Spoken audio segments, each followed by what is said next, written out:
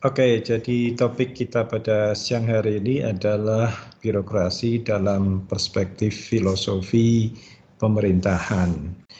Sebagaimana yang kita ketahui, birokrasi itu adalah institusi atau unit atau instansi yang dibentuk di dalam satu negara untuk menjalankan fungsi-fungsi tugas tertentu yang pada intinya adalah menjalankan roda penyelenggaraan pemerintahan atau juga menyelenggarakan tata kelola negara sedemikian rupa sehingga negara itu bisa berjalan dengan baik menuju kepada satu tujuan yang diinginkan bersama oleh rakyat yang ada di dalam negara tersebut. Nah, di dalam konteks ini maka kita perlu untuk mengetahui bagaimana mapping dan serta fungsi atau kedudukan birokrasi di dalam pemerintahan, serta juga bagaimana birokrasi itu menjalankan tugas-tugas dan fungsinya, serta bagaimana hubungan birokrasi dengan elemen-elemen yang lain di dalam satu tata kelola kenegaraan tersebut. Ya.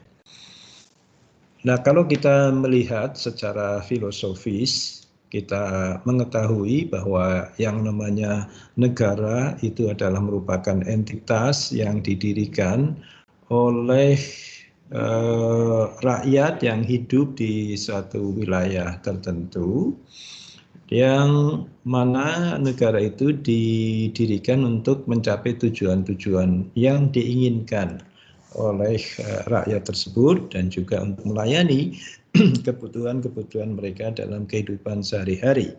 Apakah itu kebutuhan yang bersifat individualistik maupun kebutuhan-kebutuhan yang bersifat komunal, seperti mengatur konflik antar warga, mengatur pencapaian atau pembangunan fasilitas-fasilitas umum bersama, mengatur bagaimana agar supaya negara tersebut bisa mewujudkan satu keadaan prosperity tertentu dan seterusnya. Nah, di dalam kaitan ini, negara itu sendiri lahir atau dibentuk melalui satu proses yang panjang tentu saja, mungkin ratusan bahkan ribuan tahun. Ya, suatu negara itu tidak serta-merta berdiri begitu saja, melainkan ada proses-proses yang dilalui oleh negara tersebut sehingga kepada satu keadaan yang permanen seperti yang mungkin ada pada saat sekarang ini. Nah, di dalam konteks itu, suatu kumpulan dari rakyat yang ada di suatu wilayah itu terlebih dahulu biasanya mereka memiliki kehidupan pra berdirinya negara, di mana di dalam kehidupan tersebut masyarakat atau rakyat di wilayah itu memiliki tatanan, ya, norma yang tidak tertulis maupun juga tradisi atau kebiasaan-kebiasaan umum yang berlaku di masyarakat tersebut. Norma dan tradisi ini mengikat masyarakat di wilayah tersebut untuk hidup sebagaimana yang disepakati. Ya, norma ini adalah merupakan aturan yang tidak tertulis, tetapi disepakati oleh rakyat atau masyarakat di daerah itu untuk mengatur tata kehidupan mereka. Sedangkan tradisi itu adalah merupakan praktek atau kebiasaan yang dilakukan secara berulang kali dalam satu format tertentu yang itu diikuti polanya oleh masyarakat yang ada di sana. Misalnya bagaimana tata cara menikah, bagaimana tata cara menyelesaikan perselisihan, bagaimana tata cara untuk menghormati mungkin arwah nenek moyang atau menjalankan kegiatan keagamaan berdasarkan kepercayaan mereka dan seterusnya. Norma dan tradisi ini yang dilakukan di dalam kurun waktu yang panjang kemudian menjadi rule of the game atau tata aturan main atau tata kelola di dalam masyarakat itu di dalam menjalankan kehidupan sehari-hari mereka. Rule of the game ini biasanya terdiri dari dua hal, yaitu insentif dan disinsentif. Insentif itu adalah merupakan bentuk penghargaan yang biasanya diberikan kepada anggota masyarakat yang mentaati atau compliance terhadap kesepakatan adat istiadat tradisi yang ada. Sedangkan disinsentif itu biasanya merupakan sanksi yang diberikan kepada mereka yang tidak mentaati kesepakatan, tidak mentaati adat, kebiasaan, tradisi, dan seterusnya. Nah, pada tahap yang berikutnya, kalau menurut teori kontrak sosial setidaknya, rule of the game ini kemudian dituangkan di dalam tata aturan yang lebih formal atau dalam dokumen tertulis menjadi kontrak sosial atau kesepakatan bersama anggota masyarakat bahwa mereka mengikrarkan diri untuk hidup seia sekata di dalam bingkai negara yang dibentuk bersama. Dan dengan demikian yang namanya negara ini adalah merupakan satu entitas yang lahir secara bottom up, secara mengalir dari bawah ke atas. Rakyat ya menghendaki akan adanya satu organisasi yang mengatur kehidupan mereka, lalu bersama-sama sepakat mengikrarkan diri dalam satu kontrak sosial, dan dari kontrak sosial itu maka kemudian timbul lahirnya negara. Ya, jadi negara ini dibentuk sesungguhnya adalah untuk melayani kepentingan rakyat itu sendiri. Ya, akan tetapi negara ini tentu saja bukan merupakan automatic entity yang berfungsi atau berjalan dengan sendirinya secara otomatis. Akan tetapi perlu adanya player atau pelaku atau aktor yang menjalankan day to day penyelenggaraannya. Nah, di dalam konteks inilah maka ada yang namanya pejabat politik, yaitu mereka yang menduduki jabatan dengan cara dipilih oleh rakyat. Ya, jadi pejabat politik ini adalah orang-orang yang menduduki jabatan dalam satu periode tertentu atas dasar pilihan yang dilakukan oleh rakyat, biasanya melalui pemilihan umum. Nah, disinilah posisi dari para politisi seperti presiden, ya, gubernur, lalu juga kepala daerah lain seperti bupati atau wali kota, dan juga perangkat yang berkaitan dengan tugas mereka seperti misalnya adalah kabinet atau para menteri, yaitu adalah merupakan pejabat politik. Mereka memiliki jabatan-jabatan yang dibatasi oleh periode tertentu, misalnya presiden kalau di Indonesia itu 5 tahun periode jabatannya, begitu juga dengan gubernur dan juga bupati wali kota. Nah, pejabat politik ini tidak bisa langsung melakukan operasionalisasi penyelenggaraan negara, melainkan membutuhkan institusi yang namanya birokrasi. Ya, jadi birokrasi itu letaknya di dalam mapping penyelenggaraan negara itu adalah merupakan pelaksana ya dari operasionalisasi penyelenggaraan negara untuk melaksanakan kebijakan-kebijakan yang dibuat oleh para pejabat politik. Jadi para pejabat politik ini ibaratnya adalah merupakan sopir yang membuat guideline tentang penyelenggaraan pemerintahan dalam satu kurun waktu, dan yang melaksanakan di dalam praktek sehari-hari itu adalah aparatur birokrasi. Aparat birokrasi dan institusi birokrasi inilah yang kemudian menjalankan fungsi public service atau pelayanan publik kepada masyarakat atau rakyat.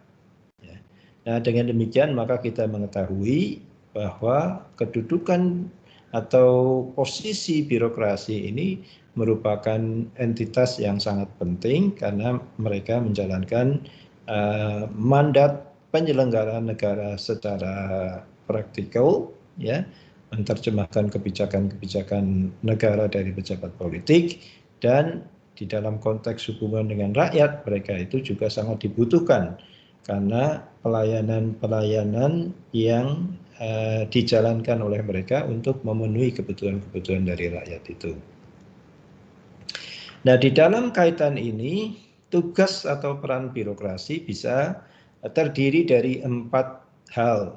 Yang pertama adalah melaksanakan tugas administratif atau carrying out administration, ya, menyelenggarakan day-to-day administrasi penyelenggaraan negara.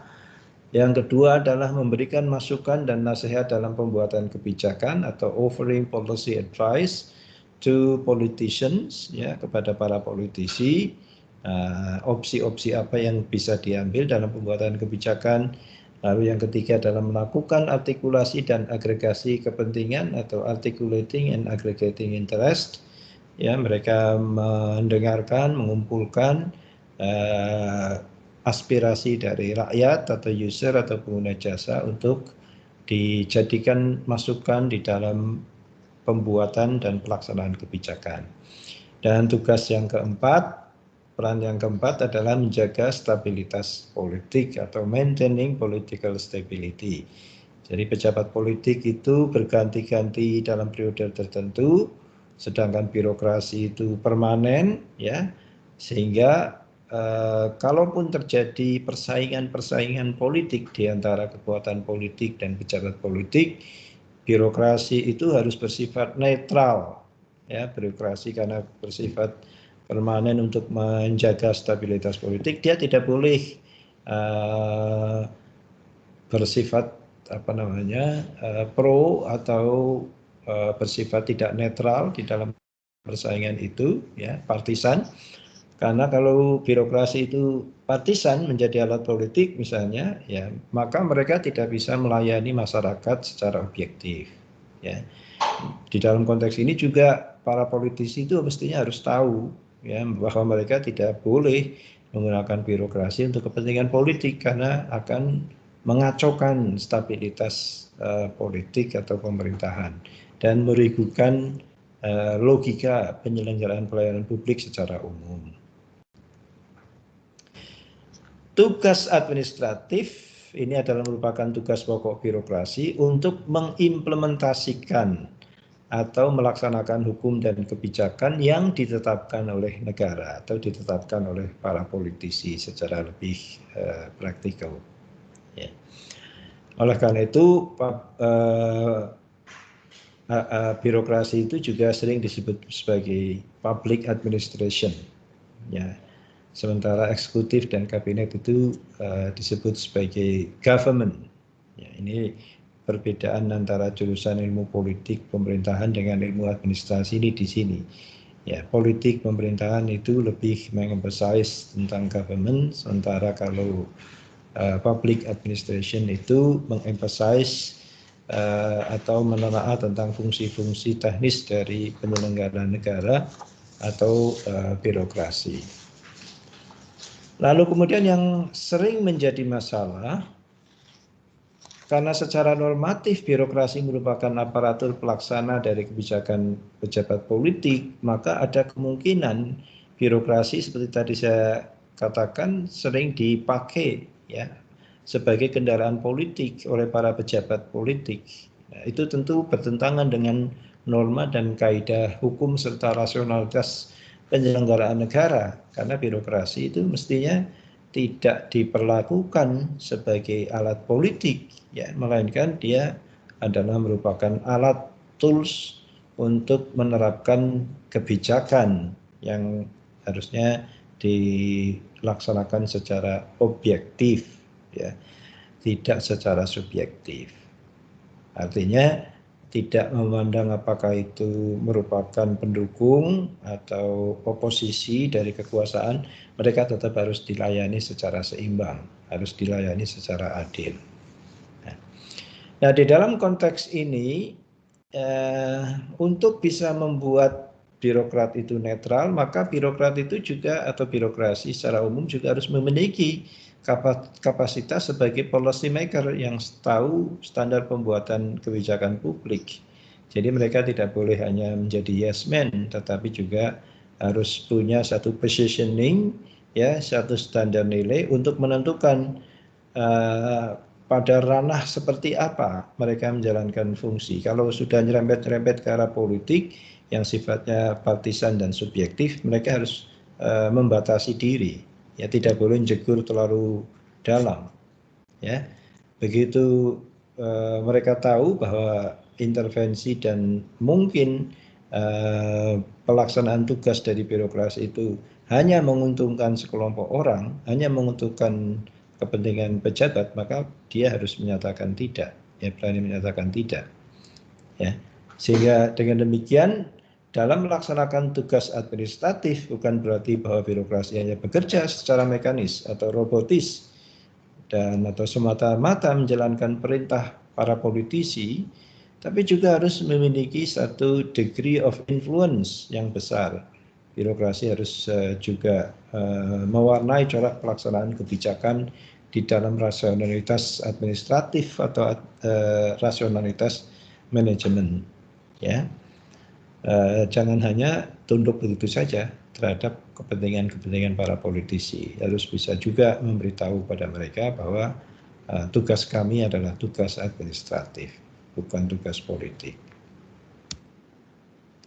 Kemudian tugas yang kedua, birokrasi itu menjalankan fungsi sebagai policy advisor, yaitu memberikan berbagai pilihan tentang garis-garis besar suatu kebijakan, ya. Jadi birokrat itu harus bisa membriefing pejabat politik seperti presiden, DPR, DPRD, menteri, gubernur, bupati, wali kota, dan seterusnya tentang garis-garis besar satu kebijakan yang outline-nya itu harus bersifat objektif tadi, ya, atau rasional. Bagaimana mengelola APBN atau APBD secara rasional, ya, tidak semata-mata menguntungkan satu kelompok pendukung atau memprioritaskan daerah yang menjadi basis politik para pejabat saja, atau membuat satu kebijakan anggaran yang hanya menguntungkan golongan tertentu, atau juga membuat proyek-proyek yang sifatnya itu manipulatif atau korup. Nah, itu para birokrat bertanggung jawab untuk membriefing para politisi untuk tidak melakukan hal-hal yang seperti itu, ya. Sehingga di dalam konteks ini birokrat itu juga harus bisa memberikan pandangan atau reviewing policy proposals terhadap dampak dan konsekuensi yang mungkin timbul dari ditetapkannya suatu kebijakan. Birokrat tidak boleh tinggal diam manakala proposal kebijakan dibuat oleh para pejabat politik, melainkan mereka harus bisa memberikan pencerahan dan analisis tentang apa konsekuensi-konsekuensi yang mungkin akan terjadi bila suatu kebijakan itu dibuat, ya. Misalnya kebijakan untuk menarik investasi, katakanlah pada satu sisi negara atau daerah itu perlu investasi untuk membuka lapangan pekerjaan atau untuk meningkatkan setoran pajak, ya. Tapi kebijakan untuk membuka investasi yang terlalu liberal itu juga akan memiliki konsekuensi terhadap lingkungan, ya. Satu negara atau daerah yang tadinya bersih, ya, tidak ada polusi, begitu ada investasi berarti ada kegiatan usaha seperti pabrik, maka pabrik ini akan mengeluarkan gas emisi atau jenis polusi yang lain seperti polusi zat kimia, mungkin radiasi, atau juga sampah padat maupun sampah cair dan seterusnya, yang mana itu tentu saja akan merugikan pada satu sisi kepada kehidupan rakyat. Nah, oleh karenanya birokrat ini harus bisa memberikan warning kepada para politisi bahwa boleh saja membuka investasi karena itu dibutuhkan oleh rakyat, tapi harus ingat konsekuensi yang timbul dari adanya policy itu juga harus diperhitungkan. Jangan hanya memandang dari sisi yang satu dimensi saja, ya, tetapi harus melihat kebijakan itu secara komprehensif. Ya. Nah, secara empiris itu memang sangat susah untuk mengatakan peranan birokrasi itu sebatas memberikan advice. Karena pada kenyataannya bisa jadi ada politisi yang memang tidak terlalu menguasai masalah. Sehingga sangat bergantung pada advice yang diberikan secara mutlak oleh birokrat. Sehingga di dalam konteks ini di banyak negara terjadi dominasi birokrasi dalam pengambilan keputusan yang justru melebihi dari peran para politisi itu sendiri. Ya, nah di dalam konteks ini pemerintahan itu justru menjadi bercorak birokratik ya, atau birokratik politik ya, dibandingkan dengan bercorak demokratis. Tugas yang ketiga adalah melakukan artikulasi dan agregasi kepentingan ya, karena secara reguler birokrasi berhubungan dengan masyarakat sebagai stakeholders terkait dengan tugas mereka, berhubungan dengan rakyat secara umum ya, asosiasi profesi atau juga pekerja-pekerja yang lain, maka dampaknya birokrasi tentu harus mampu dan bisa mendengarkan, memerhatikan suara serta kepentingan dari kelompok-kelompok masyarakat itu. Ya, mereka tidak boleh tinggal diam melaksanakan kebijakan membabi buta tanpa mendengarkan input dari rakyat yang terkena dampak dari kebijakan itu. Ya. Pada satu sisi program dan kebijakan yang dijalankan oleh birokrasi dapat diterima oleh rakyat, itu merupakan hal yang harus dipikirkan bagaimana supaya kebijakan-kebijakan yang dijalankan itu didukung, diterima oleh rakyat. Tapi juga pada sisi lain birokrasi harus bisa mendorong klien atau rakyat atau masyarakat untuk berpartisipasi dalam pelaksanaan tugas birokrasi, juga bahkan memberikan masukan apakah pelayanan-pelayanan yang diberikan pada rakyat itu telah ideal seperti yang diinginkan oleh publik. Nah, tugas yang keempat itu adalah menciptakan stabilitas dan kontinuitas dalam sistem politik. Sebagai institusi negara yang bersifat permanen, birokrasi wajib menjaga agar negara tetap eksis, terintegrasi, dan mekanisme yang di dalamnya berjalan secara baik dari waktu ke waktu. Walaupun terjadi persaingan politik dalam kurun waktu periodikal, ya, ada pemilihan presiden, pemilihan DPRD, DPR, bupati, wali kota, gubernur, itu satu kepastian dalam alam demokrasi. Satu hal yang menjadi praktek demokrasi adalah adanya pergantian kepemimpinan secara reguler oleh pilihan-pilihan rakyat. Nah, di dalam proses itu tentu terjadi persaingan ya, yang bersifat politik. Nah, persaingan yang bersifat politik itu bisa mengarah kepada instability, pada instabilitas sosial. Nah, karena itu birokrat harus bisa bersifat atau memiliki posisi yang netral, ya, sehingga negara tidak mengalami disintegrasi dan mengalami kevakuman pemerintahan. Ya. Persaingan politik itu kadang-kadang sangat kejam, bahkan mungkin diwarnai oleh kekerasan. Kalau tidak hati-hati, negara bisa pecah. Nah, di dalam konteks ini maka birokrasi harus bisa memerankan diri sebagai institusi yang netral, melayani semua pihak secara imparsial, ya, secara tidak ngeblok, ya, tidak memiliki partiality, melainkan imparsial, artinya merangkul semua pihak, ya, netral secara politik, dan menjalankan tugas secara permanen, tidak dalam kurun waktu tertentu terus kemudian berhenti dan seterusnya, melainkan berkelanjutan, serta anonymity. Anonymity itu tidak memandang kamu itu siapa, kamu dari background partai apa, semua dilayani dalam koridor dan standar yang sama. Ya. Kemudian birokrasi itu direkrut pada umumnya di dunia internasional itu menggunakan dua model pendekatan dan juga di dalam konteks sistem karir. Ya. Yang pertama adalah model rekrutmen tunggal atau Unified Generalist Recruitment Model, di mana rekrutmen ini dilaksanakan di dalam satu pintu untuk seluruh pegawai dari berbagai macam departemen atau kementerian atau dinas. Sedangkan model yang kedua adalah model rekrutmen departemental atau Departmental Specialist Recruitment Model, di mana birokrat itu dipilih oleh instansi masing-masing untuk menjalankan tugas-tugas spesifik sesuai dengan fungsi dan atau tupoksi dari instansi tersebut.